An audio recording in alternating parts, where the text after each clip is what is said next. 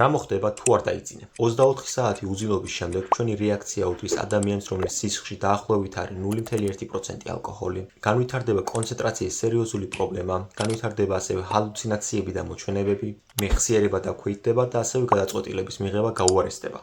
36 საათის შემდეგ საუბრისას განვითარდება სიტყვების არევა, ასევე მიკროდაძინებები განვითარდება, როდესაც წამიერად ჩვენი ტვინი გაითიშება, გვექნება ძლიერი თაბრუსხოვის შეგრძნება და გულისრევის შეგრძნება. 48 საათი უძილობა იწვევს აშკარა ჰალუცინაციებს, რომელიც უფრო ვიზუალური არის და ხმასაც გაიგონებთ, ასევე პარანოიდული აზრები, ეჭვიანობა, თითქოს ვიღაც გიყურებთ. ფრაზების არადეკვატური დაკავშირება, შეიძლება დაგაუწდეთ რას ამბობდით ან რას აკეთებდით წამების წინ, კოორდინაციის მკვეთრი დარღვევა, რომლის დროსაც განვითარდება ვარდნა, ნივთების დავარდნა, ასევე განვითარდება კუნთების ტკივილი, გულის აჩქარება და ასევე თვალების წვა.